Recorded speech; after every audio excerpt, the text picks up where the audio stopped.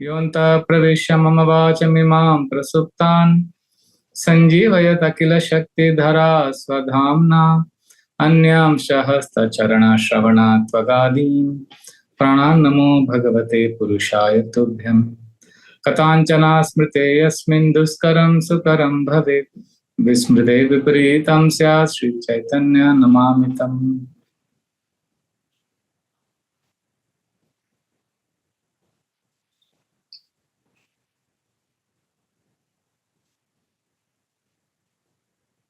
Hare Krishna, welcome to our 10th session of ABC community. Today we'll discuss the topic balancing intensity with sensitivity. So I want to say one thing in the beginning, even the Japa talk I should have mentioned actually. I generally give discourses based on Shastra and all that, but every day I also write journals. So ABC is the only forum where I speak from my journal. I keep the journal in front of me and I share. So my deep gratitude to Govind Prem Prabhu for initiating this, and Shivam, of course, Shivam Prabhu, Kumari Gopika, Surbhi, Pavan, Shashwat, all of them, they initiated this. They convinced me that I should speak from my journals, which I write. So today's Japa talk was also based on one of the journals I wrote a few days ago on Japa.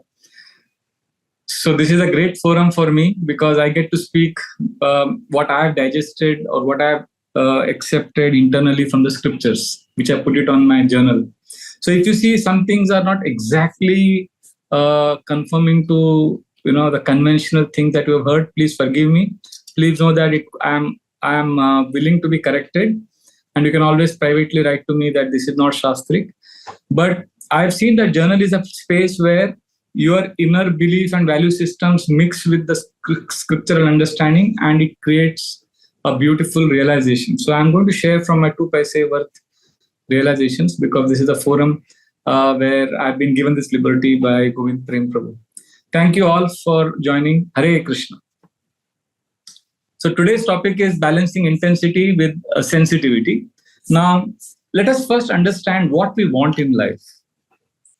We all want happiness, we want money, we want a good house, success. We want so many things in life. Now we come to Hare Krishna, and you know what happens?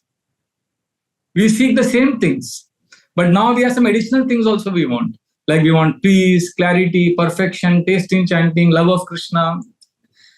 So in one sense, we are like the materialistic people only. The difference is they want material things. We want material things plus we want Krishna consciousness goals, but the mood is same. I am great, I am best, I want success. A materialistic person may say, I am best, I am enjoyer. We say, I am the best servant of Krishna. So both a devotee and materialistic person can be driven by ego. What happens is the external form changes when we come to Krishna consciousness. Therefore, you'll see that many of us, we become victims of intensity. Instead of being intense for money, now we become intense for Krishna conscious growth. And although we are practicing bhakti, many of us become more like yogis who are trying to control our destiny. See, yogis try to control their mind, and they are all in the mood of control. But as Hare Krishnas, we are supposed to surrender to Krishna. But unfortunately, we live in the struggle space all the time. We're always struggling. We're unable to let go. And therefore, we become intense, very intense. But Bhaktisiddhanta Saraswati Thakur says, Krishna is a transcendental autocrat. He will not reveal himself just because you're intense. Krishna's mercy is independent of our intensity. Because Krishna is not our servant. We are his servants. So what does Krishna do? Krishna plays hide and seek. Krishna doesn't reveal himself. And you are chanting more, you are doing more seva, you are more intense. But Krishna remains inaccessible. So Krishna is not purchased by our intensity. Krishna is a transcendental autocrat. Like, I don't know if you have been to Himalayas. I had the fortune in 2011 to go on a Himalayan trek. And something interesting happened that time.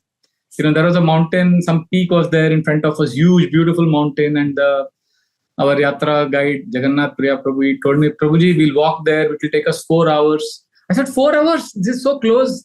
I'll reach in half an hour. I thought it is so close and I can reach in half an hour. And I walked. And trust me, even after 4 hours, it seemed very far. So I don't know if you've experienced this. The mountains appear very close, but when you walk, you realize they're very far off. Similarly, same thing happens with Krishna Prem. When we come new, we think, oh, Krishna is right here. I'll get Krishna Prem. I'm chanting already.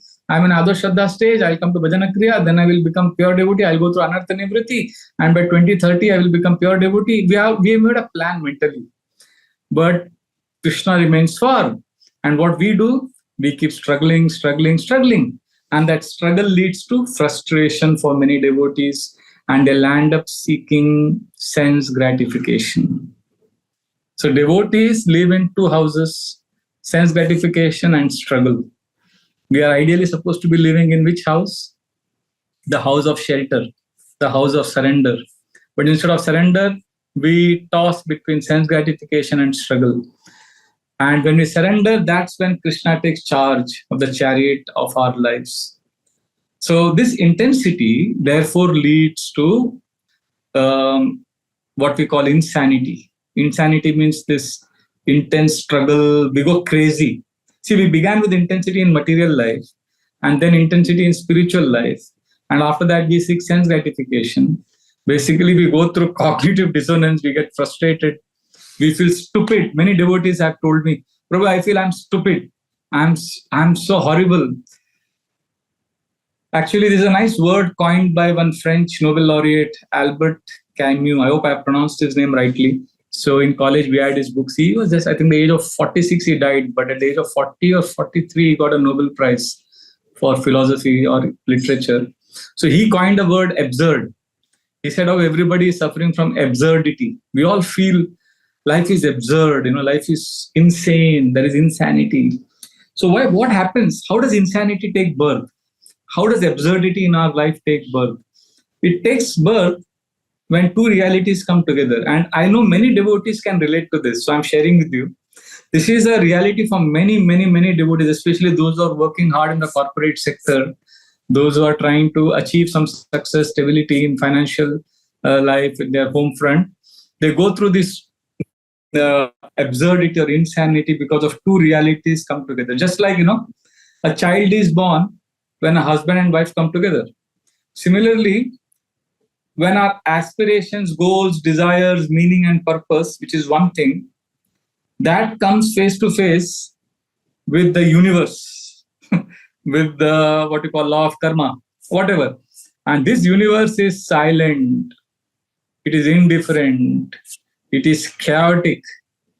All of us have gone through that. It offers no clear answers. And it follows its own laws. The universe is not our servant. The universe has its own laws. So are you understanding the two things that are coming together? Our need for clarity, happiness, devotion and all that. And then there is this indifferent universe. So when they come together, what is born? Absurd, stupidity, insanity, craziness is born.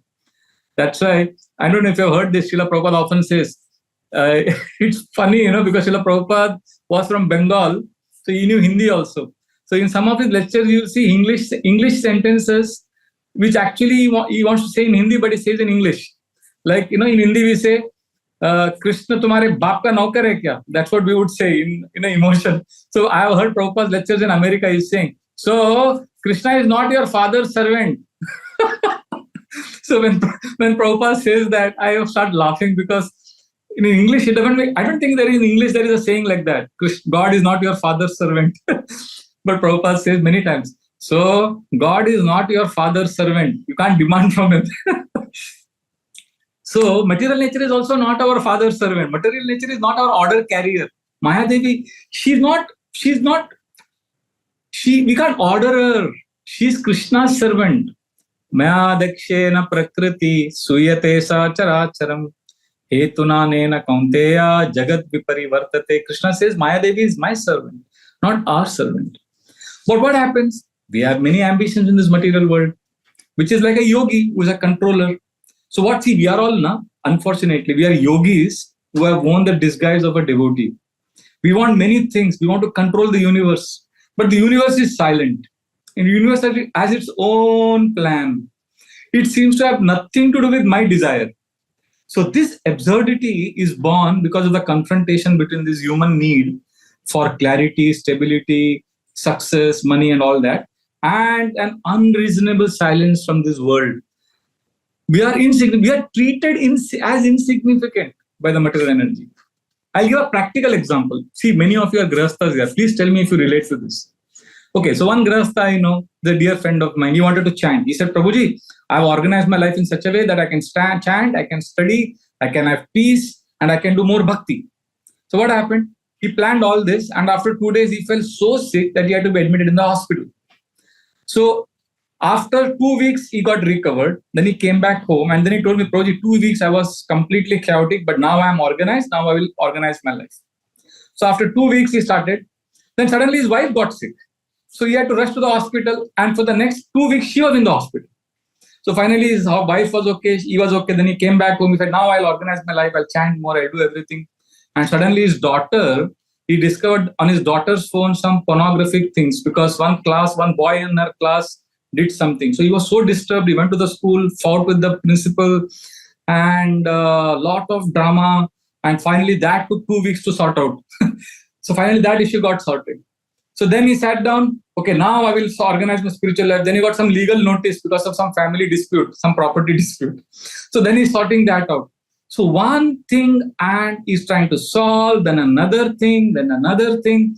And as Prabhupada says, a solution creates bigger problem than the original problem. So totally entangled. The universe doesn't seem to cooperate with us. Many grahasthas go through this. I'm sure you also have gone through this. You try to get one thing, but another thing comes up. This is basically an existential tension that exists in this world. There is a mismatch between our spiritual yearning, our desires, and the harsh reality of this world. Let us admit it that we are constantly battered, bruised by the indefatigable material energy. She is determined to pulverize us. So that's how we go crazy. So intensity will not solve. See, there is Prabhupada, I don't know if it was Prabhupada who says there is a story in the Niti Shastra about a sadhu who had a beard, long beard. And he was sitting under a tree and he said, I practice ahimsa, non-violence. And one ant fell on his beard. He said, no, this ant, I cannot kill it. I have to practice ahimsa. So he took the beard to the tree and told the tree, go back to the tree, my dear ant. So as he was pushing the ant away, so many ants from the tree suddenly fell on his beard. So to protect his beard, he ran to a pond and he dived and he saved his beard. But in the process, he killed all the ants. So he tried to save one ant, he'll end up killing many ants. This is how material life is. We try to solve one problem, and after solving that problem, we create so many other problems. When I was an economics student, I remember I had to do a project on one economic model called Lewis model, which was on how to increase wage structure in the urban sector, by which unemployment problems can be solved. So I studied that, I made a report, and amazing. So the government of Kenya, they adopted this policy. So they increased the wage structure in the urban sector, hoping that people will come, unemployment will go. But what happened, seeing the increased wage structure, lot of extra people came. So the urban sector grew disproportionately. And now to accommodate so many people, the slums grew. And when the slums grew, riots happened. And the whole thing became a mess. In all the economic models I've studied, when we have to write exams, we write 1 or 2 pages on what the model is all about, and the next 10 pages only on the criticisms or shortbacks or shortfalls of that. Everything has a negative, everything has limitation in material world. So our life is like that. We get little success, we solve little problems, but we remain miserable. And we want bhakti to happen in a certain way, and that doesn't happen a certain way because the cosmic silence is unnerving. The best of devotees find it appalling and they find it disturbing. Oh, why things don't happen the way I want it to happen? And it is this conflict that gives rise to insanity or absurdity in our lives, craziness. Devotees get frustrated. So that's why you'll see many devotees, they get depressed. I don't know if you know devotees who get suicidal. This is a reality. And in fact, one of the solutions many people opt for is suicide. Of course, we reject it because of frustration, because you don't get what you want. But there is another thing which happens with many of us, which is suicide only, but not physical suicide. We commit what is called as philosophical suicide, which is where we get attached to blind rituals. We start following religion and we practice bhakti, but it is fear-induced worship of God. We worship God, but we are fearful. We have desires. We chant and we pray, Krishna, I want my job to be stable. Krishna, please help me. Krishna, please. So we are not realizing that Krishna is not our servant. Durga Devi is not our servant. They are our masters. But we keep doing maskabaji. We keep pampering. We keep hoping that we'll get material things by doing bhakti. And when we don't get what we want, then we do vastu, yajna, homa, so many things. We are trying our best to make our life permanent in this world. And that is philosophical suicide. Srimad Bhagavatam calls this dharma ke, what is that? Dharma projita kaitavatra paramo nirmatsaranam satam. Dharma projita kaitava dharma. This is cheating religion. So we are devotees, Prabhus and Matajis. We are not supposed to be committing philosophical suicide. We are not supposed to be practicing bhakti for material things. It is not going to help. Therefore, what do? We continue to practice bhakti sincerely. We continue to offer our emotions to Krishna, but we also need to learn and embrace this craziness of material world. We need to live fully in spite of all the crazy things happening in our lives, which means make peace with it. Yes, I solve this problem, another thing is going to come up and I'm not going to resist it. Because otherwise, the more you resist what is, the more you go crazy. See, Srila Prabhupada gives an example. I think many books you will find this. I don't know if you've heard of this mythological character in Greek mythology called Sisyphus. If you read the book Coming Back, chapter 8, there is a story of Sisyphus. Also, you will find many back-to-goded articles by Ayagriva Prabhu, Satsarup Maharaj, or Chaitanya Charan Prabhu has also written on Sisyphus. So I'll just tell you briefly his story. This story is a classic story of the Grahasthas of 21st century. You read this story, you'll think, it's my story. So there is this mythological character called Sisyphus. He wanted to conquer death. So there is this story in Greek mythology. Briefly, I'm telling you. So he tried his best to conquer death. And he could not conquer death. So the gods got very angry with him that you are trying to conquer death. So we will give you a punishment. So what? Okay, now before we go into that, we are also like that. We are also trying to conquer death. We are trying to make life permanent here. So we may know philosophically I'm going to die, but all our plans are for making life better here, right? So we are like Sisyphus. So what the gods did with Sisyphus, they gave him a punishment. They told him, carry the big boulder up the hill. So there was a mountain, he had to take it, he had to push it up the mountain. So he took that. As soon as he would reach the top, the boulder would come falling down and he would go down. Then again, he had to take it up. After going up again, it would come down. So he would go crazy. He would get frustrated because he can never take it to the top. That was a punishment given to him. So we also go through the same thing. We try to solve all our problems and take it to the mountain top, solve it. But as soon as we reach there, again, so many problems. So whole life we are spending solving problems. So we are condemned. We are punished in this material world. Like simple example, in Myanmar, there was an earthquake. Now it was 7.6 on that Richter scale. Now there is this India Today article I read by this lady. She is a disaster management expert for the last 40 years. She is some big PhD from so many universities, very accomplished lady. So she writes an article how Mumbai, Kolkata, Delhi, Uttarakhand, Bihar, Himachal Pradesh, 6 places. She mentions how they are, anytime they can have 8.5 earthquake. And she said they are like on the brink of an earthquake, and any moment there can be a terrible earthquake. And she writes graphically how 90% of the people will die not because of the earthquake, but because of the falling buildings, because none of the buildings are earthquake resistant. So if you see, we are sitting on an earthquake zone, but we never talk about it. We don't want to talk about death. We want to think about how life would become permanent here. We are basically Sisyphus. So we are being condemned. I'm sorry if I'm pronouncing wrongly. I don't know. I read it in Chaitanya Chanapro's article and magazine and this Albert Camus writings. So this Sisyphus is who we are. We are condemned to suffer because we want to live permanently. In fact, in our Shastras also there is a story of this man who was very lost in the forest. He wanted a horse. He said, "Oh Lord, please give me a horse. I'm lost in the forest. Please give me." So he got a horse. He was very grateful. So as soon as he rode on the horse, after some time he realized that the horse was not moving because the horse was pregnant and the horse gave birth to a child.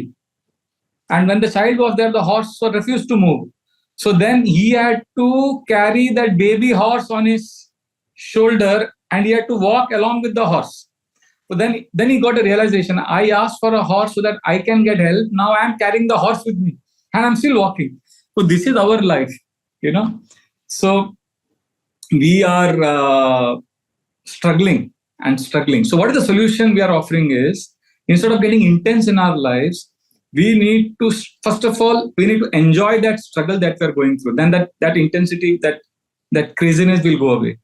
See, don't expect this boulder to land safely on the top of the mountain. Live with the struggle. Let Sisyphus be happy.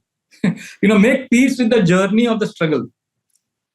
Srila Prabhupada told this famous statement. We quote it all the time. We say, we want to go back to Godhead. But Srila Prabhupada also said, chant Hare Krishna and be happy. What does that mean? That means we need to be happy here when we are chanting Hare Krishna. Basically, we have to make peace with the journey of struggle. We need to be happy in our Krishna consciousness struggle. The journey also has to be happy. Otherwise, we are waiting for the boulder to reach on the top and then I will become happy. That is imaginary. That will never happen because our journey will be miserable. And in this journey, not only I will be miserable, I will make everybody else's life also miserable. So we have to go, we want to live in the present, make peace with our struggles. Of course, we don't want to live for the present. We want to live for a better future. But we make peace with the suffering of this world. We seek a life beyond this temporary world, but we accept what is going to come our way. This is explained by Brahmaji in the 14th chapter of 10th canto. Tatte nukampam susamekshamano gunjana evatmakritam vipakam Siddhvaga purbir vidadam namaste jivetayo mukti pade sadaya bhav. Brahmaji says, Krishna, I accept what you are giving me. See, each one of you here is going through struggle and I know it. And my deep, heartfelt empathy and support for you. That emotional, that spiritual support, because you need it. And you need to make peace with it. Yes, I'm going to suffer. This is, I'm not going to resist it. It's going to come my way. Brahmaji is saying, Krishna, I accept it. And we keep faith. And as we accept this pain, we seek a reality beyond this world. So, we don't resign ourselves to our fate, but we know Janma Mrityu Jara Vyadi Dukkha Doshanu Darshanam. That is dukkha. That is suffering. But we know Krishna loves us because we don't belong to this sphere. We have a non-material existence. We have to connect to this metaphysical reality. And we have to connect to that something which never changes. And to connect to this reality, to connect to this relationship with Krishna, instead of intensity, we need to have sensitivity. We need to be kind to ourselves. Don't condemn, but be gentle and sincere. Okay, now I'll translate all of what I've spoken in practical language. See, in practical language, what I'm suggesting is, let us practice 3 principles while doing bhakti. Then, instead of intensity, there will be sensitivity. And instead of becoming insane, we'll become more organized and more peaceful. So what are these 3 principles? I want to share. I personally experienced how when I practiced this, my life became cool. My life became, I won't say slow, but it became more organized and peaceful.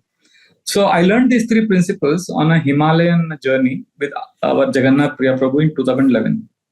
So I'll tell you what happened. So there was this Vasudhara Falls, and there was a group of 100 of us who were on that Badrinath Yatra. So I had worn my shoes and I was ambitious. I said, I'll be the first one to reach there. So when we began the trek, the journey, so Jagannath Priya Prabhu told me, Prabhu, you will never be first because there is this Mataji. That time I was 38 years old. And there was this Mataji who was 65 years old. Almost my double age. And Jagannath Priya said, she's going to come first. I said, really? And she was in Sadi. She was a Maharashtrian village. She was a lady from Konkan region somewhere. And he said, she climbs mountains every day. She's very rugged and hardworking. And she will reach that falls before everybody else. So then I said, okay, then at least I'll come second.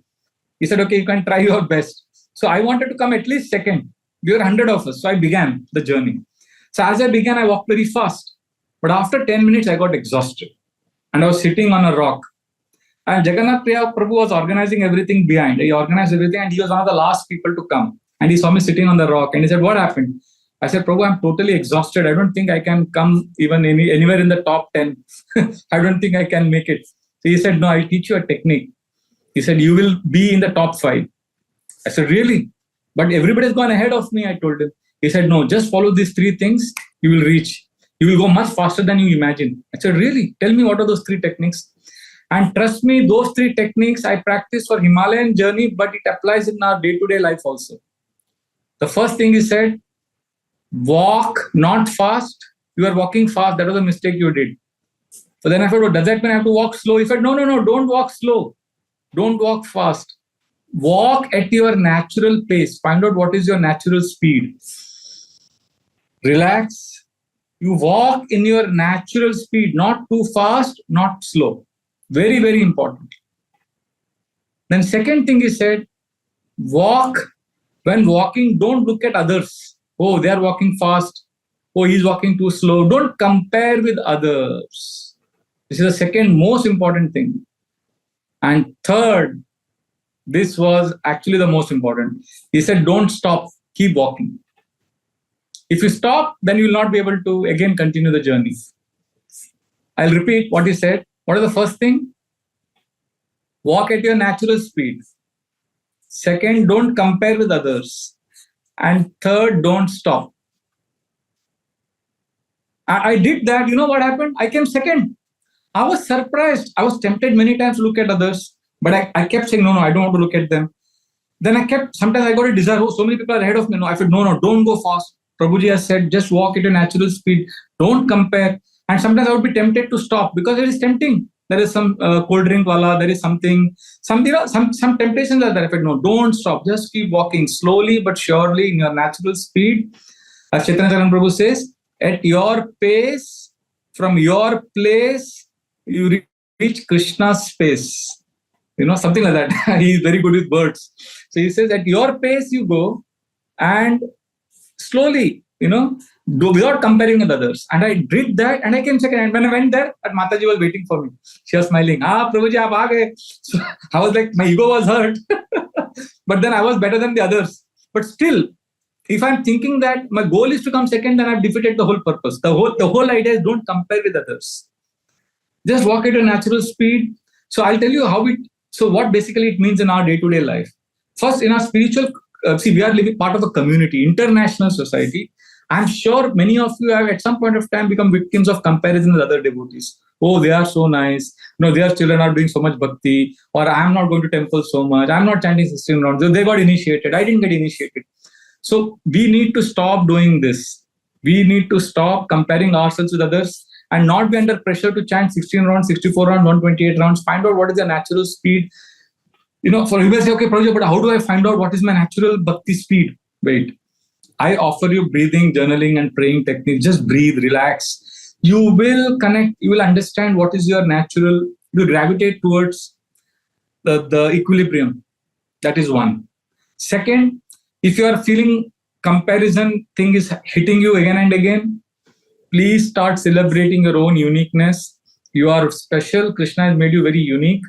Everybody has a place in this planet. The ant also is effective. See, what petrol can do, water cannot. What water can do, petrol cannot. But both have a place. Ant also has a place. And a squirrel also has a place. A giant vulture also has a place in this planet. A beautiful swan also has a place. And crow also has some place in this universe. Everybody has something unique to offer. If we live in the space of comparison, we will always suffer. In fact, Mahabharata teaches us this. This is the reason why Karna suffered. See, the difference between Karna and Arjuna was this. Arjuna wanted to excel in archery. Karna was not focused on excelling in archery. Karna's focus was to defeat Arjuna. Karna was enemy-centered. Karna was always comparing himself with Arjuna. Arjuna was always seeking to excel in his discipline. That is the big difference. So we have to remember that we have to become Arjuna and not Karna. There is a beautiful story in the Mahabharata when Shalya was the charioteer of Karna, and Karna, at one point of time, Shalya wanted to chastise Karna. So he told him a very good instructive story on comparison. He said, "Oh, Karna, you are like that crow which challenged the swan." So he said that story where the crow told the swan that I can fly longer than you and I can fly higher than you because I know 108 techniques of flying. So the swan accepted the challenge and they both entered the ocean. And the crow began to show a top-down flying technique. Then the crow showed a triangular pose. Like that, the crow started showing different poses, different techniques to impress and prove to the swan that he can fly longer and higher.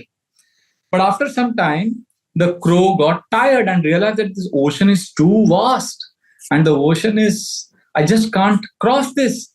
And the crow got exhausted and was dying. He was falling down. And as the crow was falling down, the swan came swooping below the crow and said to the crow, "So, my dear crow, is this one of your flying techniques?" He mocked at him. And the crow fell into the water. So Shalya tells Karna that, "My dear Karna, you are like this crow who is trying to challenge the swan like Arjuna." The problem with Karna was he was not happy who he was. He was always comparing himself with Arjuna. So if we do that, we are not harming anyone else. We are harming ourselves. That intensity will lead to insanity if it is centered on comparison and if it is centered on an artificial speed. Many devotees want to be Hanuman. They want to be successful. They want to do big things for Krishna. No, but in Ramayana, you see all the monkey soldiers, they were honest.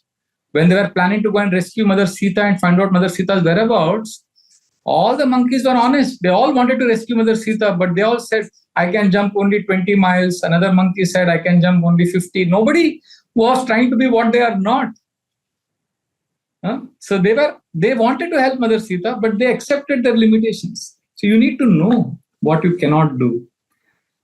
And of course, Hanuman is great, but Jambavan is great also. Jambavan is the one who helped Hanuman realize his potential. So some of you will be Hanuman, and some of you could be Jambavan also. We glorify Abdul Kalam, we glorify Sachin Tendulkar, but they had coaches, they had parents, they had grandparents, they had people who mentored them, guided them, loved them. So you could also be like that. Everybody doesn't have to be a hero. Everybody doesn't have to be champion. We all can be uniquely contributing to Krishna consciousness. So therefore, everyone is special in the Lord's creation. So this is two things. One is find out your own natural speed through breathing, journaling, praying, consulting, introspection like that. And second, don't compare with others. And third, don't stop. So we want breaks from chanting. See, because we are breaking the first two rules, we'll end up breaking the third rule, which is because we're not in our natural speed, because we're comparing ourselves with others, we want a break. We want a break from bhakti. No, we need to pause. We need to not pause in the sense, we need to find out our speed and then not pause. Just keep continuing. So therefore, we need to learn the art of living in congruence. Yes, the heart feels dry despite many sincere efforts. I've seen devotees going through this. Perfection seems distant. The gap between the ideal and the real is very, very big, and how we wish it is not so bad. And the world is chaotic, painful, suffering all the time. Things are going. Basically, there's absurdity. And devotees feel, I'm giving my heart to Krishna. I'm sincere, but I feel empty. That is because we are trying to be intense. So let us face it honestly. Let us live courageously. Yes, I have challenges. And, when we live with our own speed, without comparing ourselves to others and every day chanting our rounds, you will see that even when we don't get reassurances from the cosmos, from Krishna, or even from devotees, we will keep chanting, we'll keep doing our bhakti nicely. So we need to accept and learn the reality of this world, that I'm insignificant, I'm tiny. Not see, just like law of gravity. Do you resist the law of gravity? Do you deny it? Do you no? You accept the law of gravity, right? You have maneuvered your life around the law of gravity. You don't challenge why the apple falls down. I'm throwing my thing; it should go up. No, you have accepted the law. Similarly, accept that this law of absurdity. Accept that the world will be not your servant. You will not get what you want. And then when you accept this law, then you become peaceful. Sometimes they would say, Prabhuji, but if we accept, then we'll become lazy. No, you will not become lazy. See, acceptance is not equal to laziness. Acceptance is a prerequisite for action. I'll give an example. Have you been stuck in a traffic jam ever? You're driving and traffic. So now one thing is, no, there should be no traffic jam. Who caused it? You keep fighting, resisting it. You're wasting your time and you can't do anything about it. So another thing you could do is, okay, this is a traffic jam. I don't like it. I'm not happy about it, but I accept it because there is nothing I can do. Just try saying this.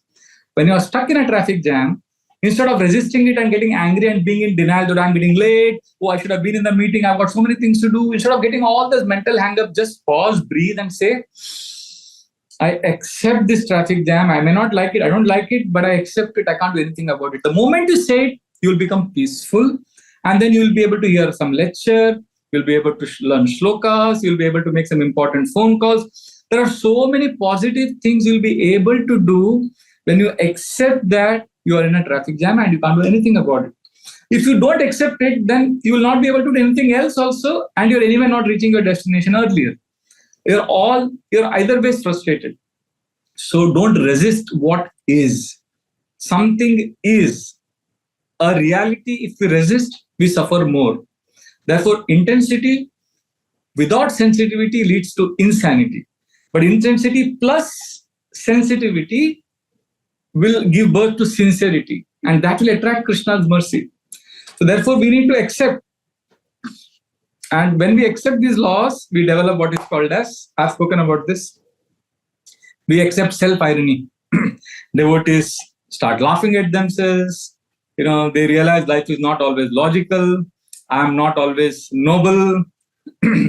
God doesn't owe me anything. I'm stupid, but basically we smile at ourselves, not with shame, but with warmth. Here again, I'm trying to be a great preacher. I'm trying to give lectures. And we know our inadequacies, but we laugh over it. So it's basically a gentle mockery of ourselves. We need to have some self-irony. Devotees are suffering because they don't know how to laugh at themselves. They take themselves too seriously. See, we need to take the process of Krishna consciousness seriously. But we'll end up taking ourselves so seriously that if somebody speaks some unkind words, we get so mental about it. So therefore, so basically in practical terms, what it looks like, for example, it's something like this. You are chanting japa. So let's say you're chanting japa and your mind is wandering. So then when you realize your mind is wandering, smile, relax, it's okay. Don't beat yourself, don't get intense. It's okay. Your mind has wandered, it's okay. Smile and come back. Not with guilt, oh, my mind wandered so much, I couldn't. No, just with grace, come back. That is self-irony. That is being sensitive. Like, I don't know if some of you are preaching, you're telling others about Krishna. Sometimes you preach powerfully and then suddenly you feel very small, you feel you're a hypocrite. At that time, just laugh lovingly at yourself, at the duality. Oh, what a duality this is. I am so bad. I am so far away from the standard and I'm preaching high standards. Just laugh at it and continue serving with humility. See, many of us, we go crazy about the inadequacies we have. So sometimes when the chanting gets very boring, we could say, well, here again, I'm chanting, I'm finding it boring. Just laugh at it, saying that here I'm meeting Krishna without any guarantee. Krishna may not basically live like a sincere clown. We are a stupid clown. We are not good. We have a lot of inadequacies. We have limitations. We are foolish. We are stupid. We are materialistic. We are not pure devotee. We know that, but we are sincere. So let us be totally committed to the path, and at the same time become aware of the comedy of our flaws. See, there is so many mistakes we have, but let us take it as a comedy. See, that's why Krishna consciousness is not for the weak-hearted people. It requires a lot of courage to practice bhakti. Because if you are sincere, Krishna will show you the mirror. You will be confronted with your weaknesses. Krishna, best mercy of Krishna. Mercy basically means what? Mercy means to know who you are. And Krishna consciousness, Krishna gives this mercy. He will make you realize what you are. And that's very painful for many devotees to accept. So therefore, we need self-irony. We need the ability to laugh at ourselves. Cheto darpana marjanam. We chant this verse every day. Hare Krishna chanting cleans the mirror of the heart. So we will see all the dirt. So see, look at the double whammy, double problems we have. Materialistic people, they are suffering. For us, what is the suffering, First of all, the universe remains chaotic for us, just like it is chaotic for others. That is one problem. Second, because they are devotees, we also see our anarthas. We see how bad we are. Materialistic people don't see that. So we have double pain. See, materialistic person is covered by avaranatmika shakti and he gets prakshapatmika shakti. He gets kicked by material energy. But devotee suffers because we also get kicked by material energy.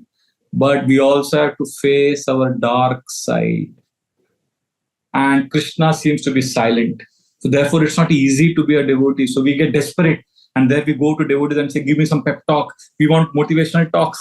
We are attracted by all this, stimulating spiritual leaders. No, just make peace with your present state. Learn to laugh at the idiotic condition that you are in. You are in a terrible condition. Just laugh at it. I don't know. My cousins, they're all grihasthas. So they have a WhatsApp group. I'm part of that family WhatsApp group. We are like 70 of us in our family. And I see all my cousin brothers and cousin sisters, all the time they're cracking jokes on married life. They're all married people. See, and they're cracking jokes how married life is miserable. And I realized, and everybody's a grihastha there. And everybody's making fun of married life. So then I realized, they are cracking jokes because that is the way they are releasing their tension. They are making it look so absurd. See, they have the ability to laugh and release the frustration of grihastha life through jokes. And like that, they are being peaceful. So, but unfortunately, sannyasis and brahmacharis, we don't have that. We also need to have some self-irony. We need to have the ability to laugh at the absurdity of our choices that we made maybe 25 years ago and the reactions we are getting. But no. We try to be very pure devotee. We try to be in an utopian state, and I'm very advanced. And that's why we suffer more. Therefore, the solution is just be sensitive to yourself, which means be insignificant, small, and be sincere. And also laugh at yourself. Trust that Krishna loves you. That's why we need to hear Sadhu's talks. We need to hear heavy classes of Prabhupada. And when we hear that, you should not be depressed. You should laugh at your inadequacy and then become sincere. Continue ahead. So like that, we have to go on and on and on, day after day, without hoping that I'll keep getting reassurances from Krishna. Because the world is not going to become better just because you have become a devotee. Please don't have these false hopes. Hare Krishna, Krishna Krishna, Hare Hare. Hare Ram, Ram Ram, Hare Hare. So to summarize, I shared 3 very important points about sensitivity, which is find out your own pace. Second, don't compare with others. And then don't stop. And you'll see that Krishna, and most important, this is a triangle. And inside that triangle is the most important principle, develop self-irony. Develop the ability to laugh at yourselves. Develop the ability to not take yourself seriously. So if you have this triangle centered on self-irony, then I'm assuring you that despite feeling extremely inadequate and weak, we will be happy, productive, practicing Krishna consciousness. Hare Krishna. So I'll pause here and thank you very much for your kind attention. And Shivam Prabhu can kindly facilitate some comments or questions if there are any. Thank you so much. Hare Krishna, Prabhuji, wonderful class. I would request if anyone has any question. Yes, I think Manisha Mataji is clapping. Okay. Anyone has any question? Yeah. Okay. Yes, Manisha Mataji, go ahead.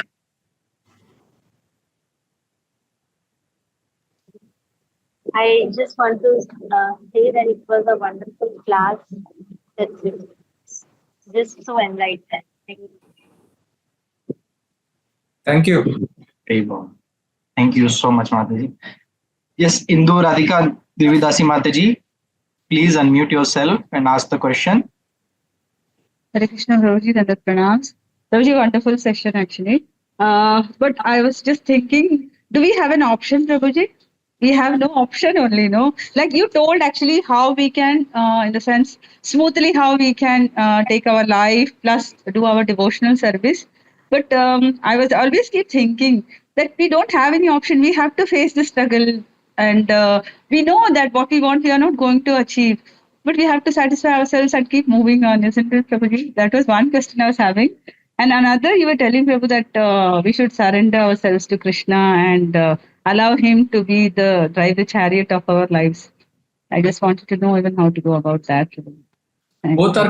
Both questions are connected, Mataji. What I mean is, spend some time every day, not all the time. Spend some time in the space of eternity. See, everything is temporary. Do you agree? Everything is temporary, right? All your relationships are temporary. This house is temporary. Body is temporary. But there is something that doesn't change. Spend some time every day, sometime 2 hours of japa, some time with that thing which doesn't change. So what happens then? And these activities, like chanting, offering food to Krishna, singing bhajan, Krishna is eternal reality. When we spend some time meditating on Krishna, then we are in that, those activities act as a portal. See, a giant door which will connect us to tradition, which will transfer us, like the bhakti traditions transfer from the older generation to the younger, because we are slowly dissolving. Our body is dying. We are dying. We are going, gone. So as we are dying and we are going away, we hold on to those traditions which our ancestors practiced, which our seniors practiced, and then we enter that space. And then as we are leaving, we pass it on to the next generation. And that space is eternity space. Like I come to temple, the Mangalarati Japa, 25 years ago when I joined the ashram, I saw one old Prabhuji, Sanatan Muni Prabhu, 90 plus, you would wobble, you would literally walk like this to temple. You would come from Dadar, you would walk a long distance, you would be wobbling and come and take darshan and go. Now he passed away after some years. He was already mid-90s at that time. But today, in 2025, there is Param Purush Prabhu, who is also 91 years old. He is wobbling to take darshan every day. Now, he is exactly like Sanatan Muni Prabhu. The difference is he is a different person, but same thing is happening. He is also coming for darshan every day. So when I joined the ashram, after, during that time, there was one young girl and her younger brother, Janvi and Gautam. They used to come every day for darshan. They practically grew up in the temple premises. So now Janvi has become marriageable age, Gautam has grown big. But now we have two other children coming. We have Sridama and Gopika Priya.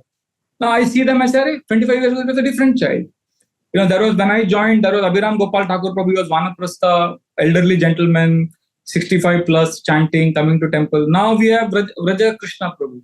So people are changing, but activities is same. Kirtan going on, Tulsi Arati going on, chanting going on.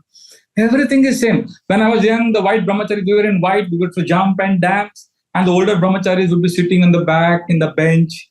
And now I'm sitting in the bench. And the younger white brahmacharis are jumping and dancing. So slowly we will go away. But some things have remained same. Like Shamanand Prabhu was brooming the temple all 25 years ago. Today also is doing the same. Lalita Priya Mataji would come for Mangalarati Darshan that time. Now also she's coming. But after some years, we all would go away. The next generation would be there. But if you see, something is common here. Offering to Krishna, glorifying Krishna, chanting for Krishna, doing arati of Krishna. So this is an eternal space. So the answer to your question, Mataji, is spend some time every day connecting to this eternal reality. And then you will feel connected to Krishna and you will feel peaceful. Hare Krishna. Thank you so much, Prabhuji. There is a question also in chat saying, Hare Krishna Prabhu, wonderful session, Prabhuji. Thank you so much. My question is, I want to serve for some reason, but not getting the opportunity. So just preparing myself by sadhana, chanting, studying, practicing, patience, trying to be humble, and wait for the opportunity and be a good devotee. Is this also a good service, or it comes under the category of consolation prize? Or, or should I laugh at my situation of being helpless, as you mentioned, Prabhu? No. See, we have to do what we can. So connect with the Shivam Prabhu, Govind Prem Prabhu, connect with the ABC community. They will give you service. See, there is no dearth of service. It's just that maybe you're not connected the right people. Connect to the right devotees, you will get a lot of seva. There is more seva. In fact, you may tell us after some time, Prabhuji, thoda seva kam karo. We'll give you enough seva. So yeah, connect to the devotees, Prabhu. Yes, thank you so much, Prabhuji. One more Mataji saying, Hare Krishna Prabhuji, as always, your class is amazing. But for me, waking up in the morning is always a struggle, and I feel guilty when I can't wake up in Brahma Muhurt. So is this a lethargy, or I should be sensitive towards myself? So let us say you get up at, I don't know what time you get up, Mataji. Let us say you get up at 7:30 in the morning and you're feeling guilty. So, and you want to get up at 4 o'clock like all the other devotees who get up for Mangalarti. So you can't do it. So you're feeling guilty. So what you do, don't get up at 4, don't get up at 7:30. Start getting up at 7:15. Is that possible? And after some days, when you are comfortable at 7:15, then start getting up at 7. And after some days, make it 6:45. Then 6:30. Then it will be easy, 4 o'clock. Or if you are finding it, अरे बहुत लंबा time हो जाएगा, प्रभु जी 2 साल लगेगा उसमें. You want immediately, then you follow the brahmachari's technique. See, when I joined the ashram, before joining the ashram, I used to get up at 7:30. After joining the ashram, I had to get up at 4 o'clock. But it was so painful, my head would pain, and I was like so miserable. But I had no choice because there was no place to sleep in the ashram, and everybody would be up, lights would be on. I had no choice. Similarly, make yourself no choice. Make a friend. I'm sure you have friends. Make three people call you in the morning at 4 o'clock. And let them keep calling you and harassing you, or you can do some system like that. And sometimes now we feel guilty. We feel when you tell 10 people that I'm going to get up at 4 o'clock, then your prestige is at stake. And then you get up because we all like to have a good reputation. So you can have some friends who call you up at 4 o'clock and wake you up. But that's very, very intense. I would prefer you start by 7:30 to 7:15, 7:15 to 7, like that slowly. And determination always comes in small packages. Small but definitive, consistent daily steps will give you the results you want. So we can try that. Hare Krishna. Amazing answer, Prabhuji. Kishori Rani Devidasi Mataji, I would request you to unmute yourself and ask the question. Yes, Mataji, please go ahead. Hare Krishna Prabhuji, Dandavat Pranam. During your japa, you had told that we could talk to Krishna while doing japa and just petition to him what is there in our heart. When I did that during our chanting, I found that I was only busy in talking to Krishna and I was not concentrating on my japa, which was going on mechanically. So I want to ask, is that okay? And second one was, when you said that we have to be sensitive to ourselves, I have a fear that we will become complacent. So how do we avoid that complacency and just say that, oh, it's okay? Regarding your first question, I have no answer for that. It is your heart is the only answer. You know whether you are connecting to Krishna or your mind is taking you on a trip. The kind of comfort you feel, the kind of belongingness you feel, that is the answer whether you should continue conversing with Krishna as you are mumbling the holy name externally. Regarding the second question, being sensitive to makes you complacent. So don't be sensitive, then be intense. But if intensity is leading to insanity, then become sensitive.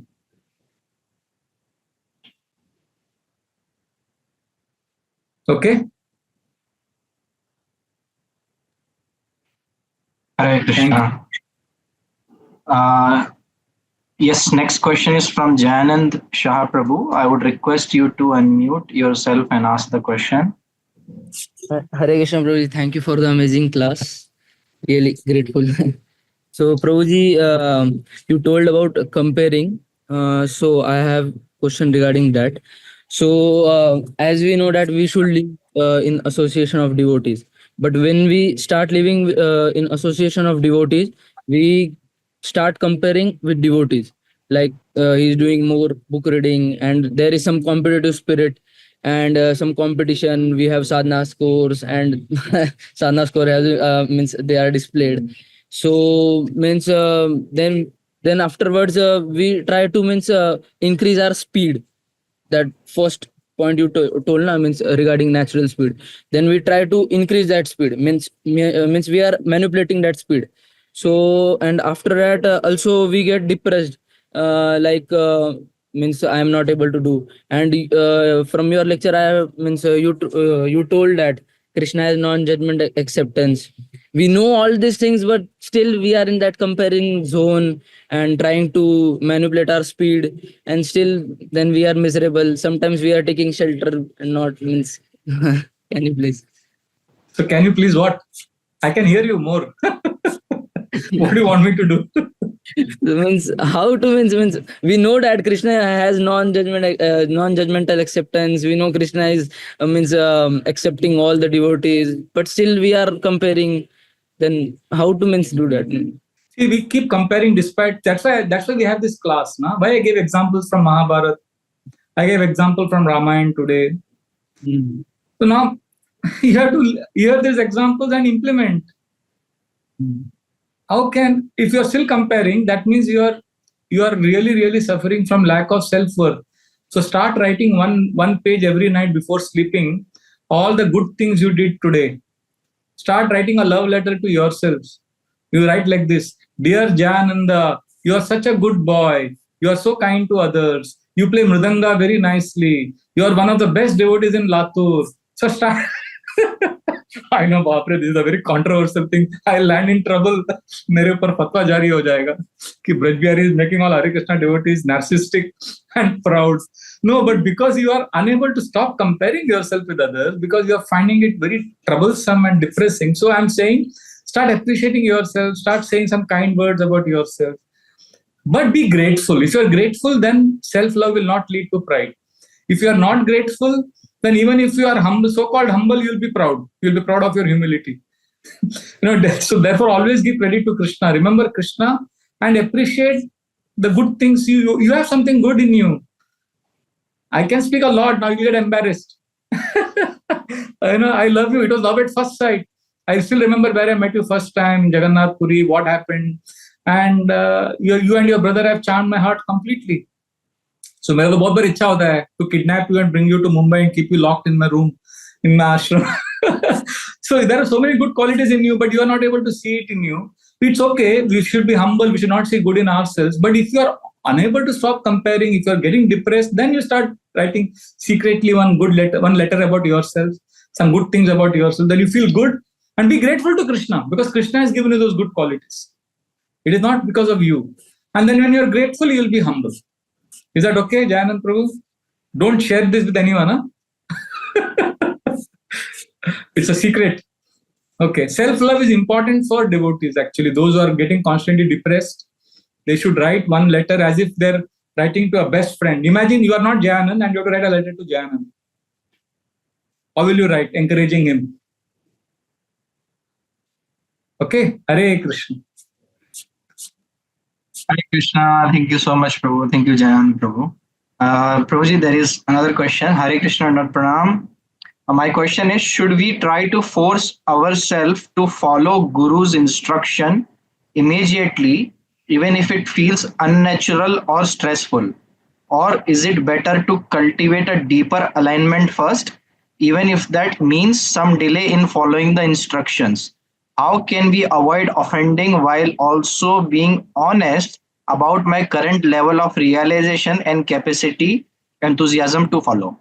Fantastic question. I would prefer to go through the second path, deeper alignment with your nature.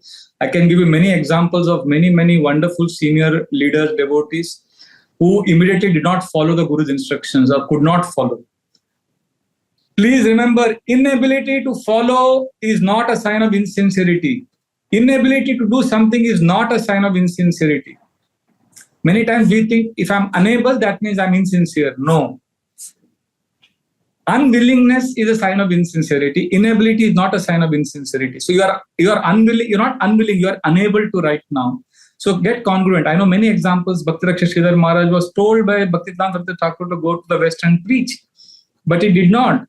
He could disagree with his guru, but still be servant of servant and follow him. Tamal Krishna Goswami Maharaj was ordered by Srila Prabhupada to preach in China. He preached not immediately, but after some time. So, Prabhupada was told by his Guru Maharaj to preach in the Western world. He did that after 40 years. So it takes time. But at the same time, we should not be averse to the instruction. We should keep meditating on how to follow that instruction, and then we'll be amazed by how Krishna orchestrates events in our lives by which we could practice those instructions. So two things. One is, as you're trying to be congruent and aligning to your Guru's instructions, you're also desiring to please your follow your Guru's instructions. And then Krishna orchestrates events. But I appreciate your point of being natural, being committed, but don't be averse, don't be judgmental, be humble about your inability to follow. And if you are humble about it and you're not unwilling, but just unable, then Krishna will protect you. Hare Krishna. Wow. Thank you so much, Prabhuji. I think there is one last hand from Radhika Mataji from Florida. I would request her to unmute herself and ask the question. Hare Krishna Mataji, please go ahead. Hare Krishna Prabhu, Tanvat Pranam Jai Shri Prabhupada. I always, every time we look forward for your classes, Prabhu. Amazing, really helped in my thinking. Definitely from 2019, I listened to your playlist of how to improve chanting. That's when 2019 is when I started chanting, and I came up to your playlist, and that's how it's been helped. So from that time, I really look forward to all your classes and your guidance, Prabhu. Very grateful to you. Prabhu, my question is, my husband is not yet a devotee, Prabhu, but he, yesterday in our congregation, there was a visiting speaker. So he tries to, yesterday he was asking this question to that Mataji also, like, how do I develop the faith? Forget about unflinching faith. It's just normal faith. How do I develop? So that Mataji was trying to tell him, the question is how to develop faith, and does it come naturally or something we need to do to get the faith, was his question. That Mataji told him, association is very important. And to that he said, he already has association around. We have a congregation here, so he has association, but that is not working out, he said. And Mataji also said, hearing and reading Prabhupada. So that again, he says, for that also we need to have faith, right? It's like, so how can I help him, Prabhu? And I know he really asks me sometimes. Then I tell him, you wait, there will be some preacher who will come and maybe they can answer you. So, and looking forward to Thank you. Yeah. Thank you for this question. This is a very common question. Many families, many devotees have this. So let me know if my answer makes sense to you. See, faith has three components. Your husband needs the third component in his life. The first is faith. The first component of faith is knowledge. So there are many people, see, first thing is you need to know about Krishna, know about the process. Knowledge is important. But there are many people who have knowledge, but we can't say they have faith. Like there are PhD scholars I know in America who have done a lot of PhD research on Rupa Goswami, Jiva Goswami, Bhakti, but they smoke, they drink, like our devotees met these scholars, and the scholar told the devotee, oh, right now I'm smoking, I will go to this hell. He knew the name of the hell where he will go to. So he has knowledge of which hell he will go because he's drinking and he's smoking. So he has knowledge, but he doesn't have the second component of faith, which is belief. He doesn't believe that it is true what he knows. So your husband may be having knowledge also, maybe he also believes that this is true, but then he lacks the third thing. Okay, before we go to the third thing, I hope you are clear about the first two components of faith. What is the first thing? Knowledge. We need to have knowledge about Krishna. Then we get faith. But there are people who have knowledge, but they don't believe it is true. So there are some people who believe also this is true, but still their faith is not there because they don't trust Krishna. What is trust? How is trust different from belief? Belief means, okay, knowledge means chanting Hare Krishna will take us back, will give us love of Krishna. That is knowledge. Belief is, I believe this is true. I believe this is true. I'm completely convinced this is true. Okay, now the third thing. Do you trust that this is true? Oh, what do you mean trust, Prabhu? I mean, will you chant every day 2 rounds and then come to 16 rounds? No, I don't chant. If I don't chant, that means I don't trust. Trust is different from belief. Belief means I know it is true. Trust means I know it is true for me also. When that truth is applicable for me, then that belief becomes trust. Do you understand the difference between belief? Like Krishna consciousness is the best process, I believe, but I will not practice because I don't trust. Okay, this parachute is good, strong. I have knowledge about the parachutes, very good. I believe this is great, this is strong. Will you jump from this parachute from the plane? No, I am not confident. That means I don't trust that this parachute will open. So faith will include all, faith has to have all the 3 components: knowledge, belief, and trust. So there was this chair company, there was this shop selling plastic chairs. So in Udupi, when I was staying, I went to this shop. I said, so there was this man who was the owner, who was sitting on the table, desk, cashier. He was very big man. When I say big, means he was very, very fat, very huge man. And the salesperson was pitching about the chairs. He said, this chair is very strong. So I said, what plastic is this? So he knew all the knowledge about the plastic chair. He said, this plastic chair, he mentioned all the different types of plastic and how this chair is. So I realized, he has faith in the plastic chair because he has knowledge about plastic chair. So then I told him, do you believe this plastic chair is strong? You have all the knowledge, but do you believe it is strong? He said, I believe because I've been working here for 15 years. I completely believe that this is strong. So he had knowledge also, he had belief also. So then I told him, so do you trust this chair is strong? He said, what do you mean? I said, can you call your manager and make him jump on this chair? Because the manager was very fat, very big. So he also laughed. I also laughed. So he was not confident. That means he was not able to trust that this chair will remain strong. So trust is when it comes to personal application. So how do we get trust then? Trust comes when you jump. Parachute will open or not, how will you know? You have to use it. You can't say after the parachute opens, then I'll use the parachute. No. So similarly, your husband has to start chanting, has to do nothing. We can't do anything. We can't do nothing about it. He has to take the dive. Faith has 3 components: knowledge, belief, and trust. For trust, he has to take that final step. Hare Krishna. Thank you, Prabhu. He's nodding his head. He really doesn't have question. That means he is really convinced he should. Thank you so much, Prabhu. Hare Krishna. Fantastic answer, Prabhuji. Amazing. Prabhuji, before we conclude, there's one Mataji who doesn't want to reveal the name, but sincerely asking for the prayers as she's going from some difficult phases. And she was looking for some answers. And then I think she's thanking you a lot. Thank you for sharing your wisdom and journaling thought with us. She is very, very grateful. Hare Krishna. This is a message from her. We can all pray that things become stable in our life.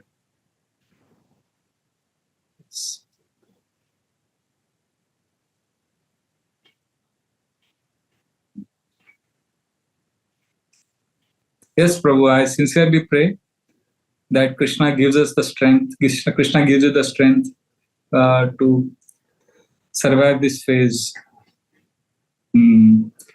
गुजर जाएगा ये दौर भी गालिब, जरा इत्मीनान तो रख, जब खुशी ही न ठहरी तो गम की क्या औकात है. When happiness doesn't last, why will misery last? So don't worry, just hang on. Hare Krishna.